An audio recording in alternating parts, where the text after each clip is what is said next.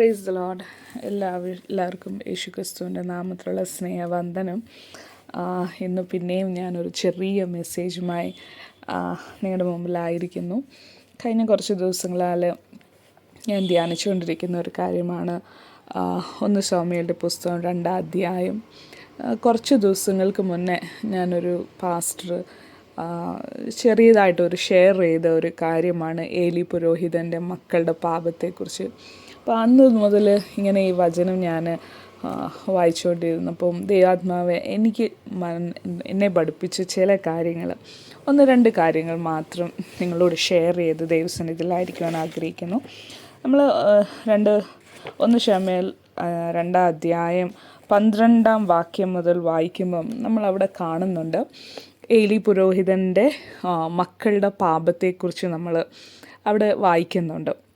ഇപ്പം പാപം എന്തുമായിരുന്നു ആ അധ്യായമൊക്കെ നമുക്കറിയാം. പക്ഷേ ഞാനിവിടെ പറയുവാനില്ല, എന്നെ ചിന്തിപ്പിച്ച 1-2 കാര്യങ്ങൾ. നമ്മൾ കാണുമ്പം വളരെ സിമ്പിളായിട്ട് നമ്മൾ തോന്നും, ഓക്കെ അവർ ഇങ്ങനെ യാഗപീഠത്തിനകത്ത് നിന്ന് അതിനകത്ത് നിന്ന് അതിൽ തീ ഇറങ്ങുന്നതിന് മുന്നേ അവർ ആ ഇറച്ചി മേടിച്ചു, അങ്ങനെയുള്ള കാര്യങ്ങൾ. അതൊരു പാപം, അത്രയേ ഉള്ളൂ. അങ്ങനെ നമ്മൾ അത് കാണുന്നത്. പക്ഷേ ഇച്ചിരൂടെ ഡീറ്റെയിൽ ആയിട്ട് ഞാൻ കഴിഞ്ഞ ദിവസമൊക്കെ ഇത് വായിച്ചപ്പം ദൈവാത്മാവ് എനിക്ക് തന്ന 1-2 ആലോചനകൾ പറയാൻ ഞാൻ ആഗ്രഹിക്കുന്നു. നമ്മൾ 12-ാം വാക്യത്തിൽ വായിക്കുമ്പോൾ പറയുന്നുണ്ട്, അവർ നീചന്മാരും ദൈവഭയം ഇല്ലാത്തവരുമായിരുന്നു. അത് കഴിഞ്ഞ് താഴോട്ട് നമ്മൾ വായിച്ചു ചെല്ലുമ്പോൾ അവർ ഈ യാഗം നടക്കുമ്പോൾ ചെയ്തുകൊണ്ടിരുന്ന കാര്യം എന്താണെന്നുള്ളത് നമ്മൾ വായിക്കുന്നു. അപ്പോൾ എനിക്ക് ദൈവാത്മാവ് മനസ്സിലാക്കിച്ച് തന്ന ഒരു വിഷയം, നമ്മൾ 15-ാം വാക്യത്തിൽ നമ്മൾ വായിക്കുന്നത് ഇങ്ങനെ പുരോഹിതൻ്റെ ജോലിക്കാരൻ വന്നിങ്ങനെ ഇറച്ചിയുടെ എടുത്തുകൊണ്ട് പോകുന്ന കാര്യം, ഇതൊക്കെ നമ്മൾ അവിടെ വായിക്കുന്നുണ്ട്. അപ്പം ഈ നിങ്ങൾ വായിച്ചുകൊള്ളുക ആ വാക്യങ്ങൾ 2-ാം അധ്യായം 12 മുതൽ 26 വരെ വായിക്കുമ്പം അതിനകത്ത് കാര്യങ്ങളുണ്ട്. പക്ഷേ ഇത് ഞാൻ മനസ്സിലാക്കിയ ഒരു കാര്യം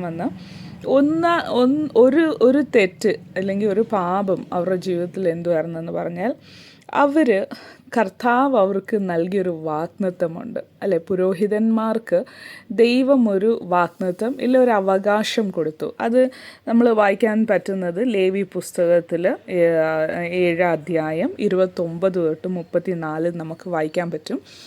കർത്താവ് യഹോവ പറയുന്നു, മോശയോട് പറയുന്നു, യാഗപീഠം നടക്കുമ്പോൾ ഇന്ന കാര്യങ്ങൾ, ഇന്ന ഇറച്ചിയുടെ കാര്യങ്ങളൊക്കെ അത് അഹരോനും തൻ്റെ മക്കൾക്കും എന്ന് പറഞ്ഞാൽ പുരോഹിതന്മാർക്ക് അവകാശപ്പെട്ടതാണ്. അവിടെ ഇങ്ങനെ ഒരു വാക്യമുണ്ട്, അത് നിരന്തരം അത് ഫോർ ലോങ് ടൈമാണ്, അല്ലെങ്കിൽ നിരന്തരമായിട്ടുള്ള ഒരു അനുഗ്രഹമാണ് ദൈവം കൊടുക്കുന്നത്. പക്ഷേ ഇവിടെ നമ്മൾ കാണുമ്പോൾ ദൈവം അവർക്ക് കൊടുത്ത ഒരു വാഗ്ദത്തം, ഇല്ലെങ്കിൽ ദൈവം അവർക്ക് നിരന്തരമായിട്ട് കൊടുത്ത ഒരു അവകാശത്തെ തന്നെ അവരവിടെ വേണ്ടാന്ന് വെക്കുന്നു, അല്ലേ? പലപ്പോഴും നമ്മളും ഇങ്ങനെയാണ്. ദൈവം നമുക്ക് പല അവകാശങ്ങൾ, പല കാര്യങ്ങൾ ചെയ്തിട്ടുണ്ടെങ്കിലും നമ്മുടെ പ്രശ്നം എന്താണെന്ന് പറഞ്ഞാൽ, ദൈവം തരുന്ന പോലെ നമ്മളത് സ്വീകരിക്കാൻ തയ്യാറല്ല. അതുകൊണ്ടാണ് ദൈവം ചില വാഗ്ദത്തങ്ങളും ചില ചില അവകാശങ്ങളൊക്കെ നമുക്ക് തന്നിട്ടും നമുക്കത് ഉപയോഗപ്പെടാതെയോ ഇല്ല നമുക്ക് നഷ്ടപ്പെടാനുള്ള കാരണം എന്താണെന്ന് പറഞ്ഞാൽ, ദൈവം തന്ന രീതിയിൽ അത് സ്വീകരിക്കാനോ അത് നമ്മൾ ഉപയോഗിക്കാനോ നമ്മൾ തയ്യാറാവാത്തതാണ്. ഞാൻ ഇംഗ്ലീഷിൽ ഇങ്ങനെയാണ് പറഞ്ഞത്, the rejected God's promise for them. ദൈവം ഒരു ആയുഷ്കാലം മുഴുവനും അവർക്ക് കൊടുത്ത ഒരു വാഗ്ദത്തം, ഇല്ലെങ്കിൽ അവർക്ക് കൊടുത്തൊരു അവകാശം ദൈവം കൊടുത്തതുപോലെ സ്വീകരിക്കാൻ കഴിയാതെ, അതിനെ ഉപയോഗിക്കാൻ കഴിയാത്തത് കൊണ്ട് അവരിൽ നിന്ന് അത് മാറിപ്പോയി. അതൊരു പാപമായിട്ട് കാണുന്നു. 2-ാമത്തെ കാര്യം നമ്മൾ മനസ്സിലാക്കേണ്ട ഒരു എന്തുവാന്ന് പറഞ്ഞാൽ, അവിടെ നമ്മൾ അറിയുന്നത് യാഗപീഠത്തിൻ്റെ മേൽ തീ ഇറങ്ങി അത് വെന്ത് കഴിഞ്ഞാണ് ഇവർ മേടിക്കേണ്ടത്. പക്ഷേ ഇവരെന്ത് പറയുന്നു, അത് വേവുന്നതിന് മുന്നേ, അത് ഇറച്ചിയായിട്ടിരിക്കുമ്പോൾ തന്നെ ഞങ്ങൾക്ക് വേണം. ഇത് പഠിപ്പിക്കുന്ന ഒരു കാര്യം എന്തുവാന്ന് പറഞ്ഞാൽ, അവർക്ക് ദൈവത്തിലല്ലായിരുന്നു അവരുടെ ആശ്രയം. അവരവരുടെ സ്വയം ശക്തിയിലും അവരുടെ സ്വന്തം ബലത്തിലുമായിരുന്നു അവരുടെ ആശ്രയം, അല്ലേ? അതാണ് അവിടെ they trusted in their own strength. അവർക്ക് ദൈവം അതിനകത്ത് തരുന്ന രീതിയിൽ, ദൈവം അത് നല്ലതാക്കി നമുക്ക് തരുന്ന രീതിയിലല്ലായിരുന്നു അവരുടെ ആശ്രയം. അവരുടെ വിചാരം അത് ഞങ്ങൾക്കിങ്ങ് തന്നാട്ട് ഞങ്ങൾക്കിഷ്ടമുള്ളതുപോലെ ഞങ്ങളത് ഉപയോഗിച്ചോളാം. അത് കാണിക്കുന്ന ഒരു കാര്യം, അവരുടെ ആശ്രയം കർത്താവിലല്ലായിരുന്നു, ഇല്ലേ, യഹോവയിലല്ലായിരുന്നു.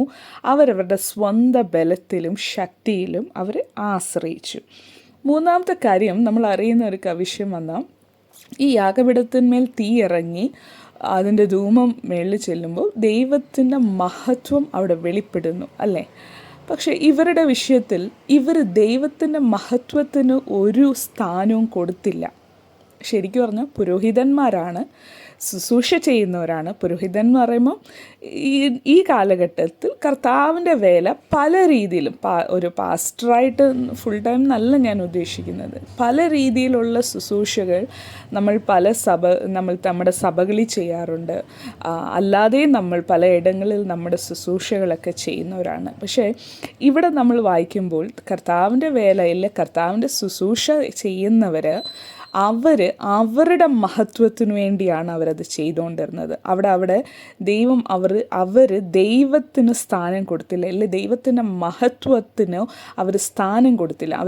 അവർ ശരിക്കും പറഞ്ഞാൽ ദൈവ മഹത്വം ഇറങ്ങാൻ അവർ ഒരു തടയായി നിന്നു. ഞാൻ ഇംഗ്ലീഷിൽ ഇങ്ങനെ ആയിരുന്നു, ദേ became an obstacle for the glory of God to be revealed on the offering. എന്ന് പറഞ്ഞാൽ ഒരു ശുശ്രൂഷകന്മാർ തന്നെ, ഇല്ലെങ്കിൽ ശുശ്രൂഷ ചെയ്യുന്നവർ തന്നെ ദൈവമഹത്വം വെളിപ്പെടാതിരിക്കാൻ തക്കോണം അവർ തടസ്സമായി നിന്നു. കഴിഞ്ഞ ദിവസങ്ങളിൽ ഞാൻ ഒരിടത്ത് ഇങ്ങനെ വചനം കേട്ടു, ദൈവത്തിൻ്റെ ആത്മാവിനെ നമ്മൾ വേദനിപ്പിക്കാതിരിക്കുക. അങ്ങനൊരു വാക്യം ഞാൻ കേൾക്കാനിടയായി. അപ്പോൾ എന്നോട് ദൈവാത്മാവ് സംസാരിച്ചൊരു കാര്യം, ശരിക്കും പറഞ്ഞാൽ കർത്താവിൻ്റെ ശുശ്രൂഷ നമ്മൾ ചെയ്യുമ്പോൾ അതിൻ്റെ മോട്ടീവ് വന്ന് ദൈവത്തിൻ്റെ മഹത്വം വെളിപ്പെടണം, ദൈവനാമം മഹത്വപ്പെടണം. പക്ഷേ ഇവിടെ നമ്മൾ വായിക്കുമ്പോൾ എന്തുവാന്ന് പറഞ്ഞാൽ, ഇവർ ശുശ്രൂഷ ചെയ്തെന്നുള്ളത് വാസ്തവമാണ്. പക്ഷേ അവരവിടെ ഇമ്പോർട്ടൻസ് കൊടുത്തത് അവരുടെ ഇഷ്ടത്തിനും അവരുടെ മഹത്വത്തിനുമാണ്. ദൈവത്തിൻ്റെ മഹത്വത്തിനല്ല അവരവിടെ വില കൊടുത്തത്. അടുത്ത വിഷയം, അവർക്ക് ദൈവത്തിനോട് ഒരു ബഹുമാനമില്ലാത്തൊരവസ്ഥയിലായിരുന്നു അവർ. അത് കഴിഞ്ഞ് ദേ ഗേവ് മോർ ഇമ്പോർട്ടൻസ്, അവർക്ക് ദൈവത്തെക്കാളും കൂടുതലായിട്ട് അവരുടെ ആവശ്യം, ഞാൻ ചിന്തിക്കുന്ന പോലെ, ഞാൻ ആഗ്രഹിക്കുന്നത് പോലെ, എൻ്റെ ചിന്തകൾ പോലെ കാര്യങ്ങൾ നടക്കണം. ദൈവം ആഗ്രഹിക്കുന്നത് പോലെയോ ദൈവം ചിന്തിക്കുന്ന പോലെ അല്ല, അതിനല്ല അവരവിടെ ഇമ്പോർട്ടൻസ് കൊടുത്തത്. അവർ ഇമ്പോർട്ടൻസ് കൊടുത്തത് അവരുടെ ഇഷ്ടം പോലെ, ഞങ്ങളിങ്ങനെ ചിന്തിക്കുന്നു, ഇങ്ങനെ നടക്കണം, ഞങ്ങൾക്കിങ്ങനെയാണ്, ഞങ്ങൾ ഇങ്ങനെ വേണം, ഇങ്ങനെ. അപ്പം കൂടുതലും മൈൻ എന്നുള്ള കാര്യത്തിന് ഇമ്പോർട്ടൻസ് കൊടുത്താൽ അവിടെ പക്ഷേ ദൈവം എന്താണ് നമ്മുടെ ഓരോരുത്തർ കൊണ്ടുവരുന്ന യാഗപീഠത്തിൽ നിന്ന് ഇല്ല യാഗത്തിൽ നിന്ന് ദൈവം പ്രസാദിക്കുന്നുണ്ടോ എന്നുള്ളതല്ലായിരുന്നു അവരുടെ കാര്യം. അവരുടെ ഇമ്പോർട്ടൻസ് മൊത്തം അവർക്ക് എന്താണ് ആവശ്യം, അവരിഷ്ടപ്പെടുന്നത് പോലെ നടക്കണം. പക്ഷേ ദൈവത്തിൻ്റെ ആത്മാവ് എന്നോട് സംസാരിച്ച ഒരു കാര്യം, അങ്ങനെയല്ല. നമ്മൾ കർത്താവിൻ്റെ ശുശ്രൂഷ ചെയ്യുമ്പോൾ കർത്താവിന് പ്രസാദം എന്നുള്ളത് ചെയ്യുക, ദൈവത്തിന് പ്രസാദകരമായ ഒരു ശുശ്രൂഷ ചെയ്യുക, കർത്താവിന് പ്രസാദം ഉണ്ടാകുന്ന പോലെ രീതിയിൽ നമ്മൾ ചെയ്യുക. പലപ്പോഴും പല കാര്യങ്ങൾ നമുക്കിഷ്ടമല്ലെങ്കിലും കർത്താവിന് അത് പ്രസാദമാണെങ്കിൽ അത് ചെയ്യാൻ തയ്യാറാകുക. അവസാനമായിട്ട് ദൈവാത്മാവ് എന്നെ അവരിൽ കാണിച്ചൊരു പാപം വന്ന് നമ്മൾ അവിടെ വായിക്കുന്നുണ്ട്. 16-ാം വാക്യത്തിൽ നമ്മൾ വായിക്കുന്നുണ്ട്, ഈ പുരോഹിതന്മാരുടെ കൂടെ ഉണ്ടായിരുന്ന ശിഷ്യഗണങ്ങൾ വന്ന് ഈ യാഗപീഠം കത്തിക്കുന്ന അടുത്തുള്ള വ്യക്തിയോട് ചോദിക്കുമ്പോൾ ആ പുള്ളിക്കാരൻ പറയുന്ന വിഷയമുണ്ട്, അതിൻ്റെ മേൽ തീ ഇറങ്ങട്ടെ, അത് കഴിഞ്ഞ് ഞാൻ തരാം. അപ്പോൾ അവർ പറയുന്നു, അത് ഞങ്ങൾക്ക് തന്നില്ലെങ്കിൽ ഞങ്ങൾ ബലാത്കാരമായിട്ട് അത് മേടിച്ചുകൊണ്ട് പോകും. അവർ പറയുന്നൊരു വാക്യമാണ്. അപ്പോൾ പരിശുദ്ധാത്മാവ് എന്നെ പഠിപ്പിച്ചൊരു കാര്യം, ഇങ്ങനെ പാപവും കുറവുകളും ഉള്ള വ്യക്തികൾ എന്ത് ചെയ്യുന്നറിയാവോ? അവർ മാത്രമല്ല ഈ പാപത്തിൽ വീണത്, ഈ എലിയുടെ മക്കൾ മാത്രമല്ല ഈ പാപം ചെയ്തത്, അവരിലൂടെ അവരുടെ കൂടെ ഇരിക്കുന്ന ജോലിക്കാരനോ ഇല്ല ശിഷ്യനോ അവരിലേക്കും ഈ പാപം അവരും ചെയ്യാൻ തുടങ്ങി. അതവിടെ നിന്നില്ല, എല്ലാം വന്നിട്ട് കർത്താവിൻ്റെ യാഗം കത്തിക്കുന്ന ആ വ്യക്തിയിലേക്കും ഈ പാപം അവർ ഫോഴ്സ്ഫുള്ളി എന്ന് പറഞ്ഞാൽ ബലാത്കാരമായിട്ട് അവർ ഇനി ചെയ്തേ മതിയാവും എന്നുള്ളൊരു രീതിയിൽ ഈ പാപം ഇവരിൽ നിന്ന് മറ്റുള്ളവരിലേക്ക് ഇത് ട്രാൻസ്ഫർ ആവാൻ തുടങ്ങി. അവസാനം നമ്മൾ കണ്ടാൽ എത്രയോ വർഷങ്ങൾ, ദീർഘവർഷങ്ങൾ കർത്താവിൻ്റെ വേല ചെയ്ത് കർത്താവിൻ്റെ തിരുസന്നിധിയിൽ പുരോഹിതനായി വിശ്വസ്തനായി നിന്ന ഏലി പോലും ഈ മക്കളുടെ പാപം നിമിത്തം തൻ്റെ ജീവൻ തനിക്കും നഷ്ടമായ ഒരു അവസ്ഥ.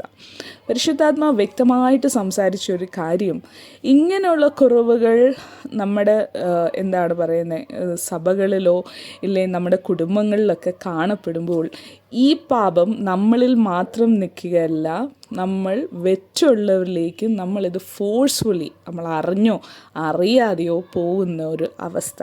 ആ വാക്യം എനിക്കതാണ് മനസ്സിലാക്കിയത്. ഇംഗ്ലീഷിൽ പറയുന്നത്, ആ ആൾ പറഞ്ഞൊരു കാര്യം, hand it over now, if you don't I will take it by force. അപ്പോൾ എന്താവുന്നു, ഇവർ ഈ വാക്ക് പറയുമ്പോൾ അവിടെ യാഗപീഠം കത്തിക്കാൻ നിൽക്കുന്ന വ്യക്തിക്ക് വേറെ വഴിയില്ലാത്തതുകൊണ്ട് ആ വ്യക്തി ആ മാംസം എടുത്ത് ഇവർക്ക് കൊടുക്കും അല്ലേ, അവനും ആ പാപത്തിലേക്ക് വീണു പോകുന്നു. അപ്പം ഈ കാലഘട്ടത്തിൽ പാപം, ഈ ഒരു ദൈവത്തോട് ബഹുമാനമില്ലാത്തൊരു പാപം ഏലി പുരോഹിതന മക്കളിൽ തന്നെ അത് നിന്നു പോയില്ല. അവരിലുണ്ടായിരുന്ന ആ പാപം അവരുടെ കൂടെയുള്ള ശിക്ഷകണം ഇല്ലെങ്കിൽ അവരുടെ ജോലിക്കാരിലേക്ക് പോയി. അത് പിന്നെയും അത് അവിടുന്ന് ഈ യാഗപീഠം കത്തിക്കുന്ന വ്യക്തിയിലേക്കും കടന്നു ചെന്നു. അവസാനം നമ്മളിത് താഴോട്ട് വായിച്ചു വരുമ്പോൾ അവസാനം ഇവരുടെ പാപം നിമിത്തം ഏലി പുരോഹിതനും തൻ്റെ ജീവൻ നഷ്ടപ്പെടേണ്ടി വന്നു. ഈ ഒരു 5-6 പോയിൻ്റ് കഴിഞ്ഞ ചില ദിവസങ്ങളിൽ പരിശുദ്ധാത്മാവ് എന്നോട് സംസാരിച്ച ഒരു വാക്കുകളാണ്. നമ്മളെ തന്നെ നമ്മളൊന്ന് ശോധന ചെയ്യുക. ഈ വാക്ക് പറയുമ്പോൾ കർത്താവിൻ്റെ വേലയിൽ നിൽക്കുന്ന ഞാൻ അധികമായിട്ട് എന്നെ ശോധന ചെയ്യേണ്ടതുണ്ട്. അതുകൊണ്ട് നമ്മൾ ദൈവസന്നിധിയിൽ നമ്മളെ തന്നെ ശോധന ചെയ്ത്, ദൈവമേ, ഞാൻ നിൻ്റെ ശുശ്രൂഷ ചെയ്യുന്നവരാണ്, കർത്താവെ നിൻ്റെ വേലയ്ക്കെന്ന് പറഞ്ഞ് നിൽക്കുന്നവരാണ്. വേലയെന്ന് പറയുമ്പോൾ പാസ്റ്ററും ഇല്ല കുടുംബം മാത്രമല്ല പറയുന്നത്, നമ്മൾ ഓരോരുത്തരും ചെറിയ ചെറിയ ശുശ്രൂഷകൾ ചെയ്യുന്നവരാണ്. അപ്പം നമ്മൾ തന്നെ ചിന്തിച്ചു നോക്കുക, ദൈവമേ, നിൻ്റെ മുൻപിൽ യാഗപീഠമായി ഞാൻ കടന്നു വരുമ്പോൾ, സ്തുതി സ്തോത്രം എന്ന യാഗമായി ഞങ്ങൾ കടന്നു വരുമ്പോൾ, ഇല്ലെങ്കിൽ ഞങ്ങൾ പല രീതിയിലുള്ള കർത്താവിൻ്റെ വേല ഞങ്ങൾ ചെയ്യുമ്പോൾ, നിനക്ക് പ്രസാദമുള്ളതാണോ ഞങ്ങൾ ചെയ്യുന്നത്? നിൻ്റെ ഇഷ്ടമാണോ ഞങ്ങൾ ചെയ്യുന്നത്? നീ ഞങ്ങൾക്ക് തന്ന വാഗ്ദത്തങ്ങൾ നീ തന്നതുപോലെയാണോ അപ്പ ഞങ്ങൾ മേടിക്കുന്നത്? ഇല്ലേ, ഞങ്ങൾക്കിത് ഇങ്ങനെയാണ് ഇഷ്ടം, ആ രീതി തന്നാൽ മതി എന്ന് പറഞ്ഞ് പലപ്പോഴും ഞങ്ങളുടെ വാഗ്ദത്തങ്ങളും ഞങ്ങൾക്ക് ദൈവം തന്ന അവകാശങ്ങൾ നമ്മൾ തന്നെ ഇല്ലാതാക്കുന്നുണ്ടോ? ദൈവത്തിന് പ്രസാദകരമായതും ദൈവത്തിൻ്റെ ഹിതമായതും ദൈവത്തിൻ്റെ കൽപ്പന പ്രകാരമുള്ള ഒരു ശുശ്രൂഷകളോ ഇല്ല യാഗപീഠം ദൈവത്തിന് ഞങ്ങൾ തരുന്നുണ്ടോ? അവസാനമായിട്ട് ഞങ്ങൾ മറ്റുള്ളവരിലേക്ക് ഞങ്ങളിലുള്ള ദൈവത്തിൻ്റെ മേളിലുള്ള ആഴമായ വിശ്വാസവും അനുസരണമാണോ പകരുന്നത്? ഇല്ലേ, ഞങ്ങളിലുള്ള മത്സര ബുദ്ധിയോ ഇല്ല ഞങ്ങളിലുള്ള പാപമാണോ മറ്റുള്ളവരിലേക്ക് ഞങ്ങൾ പകർന്നു കൊടുക്കുന്നത്?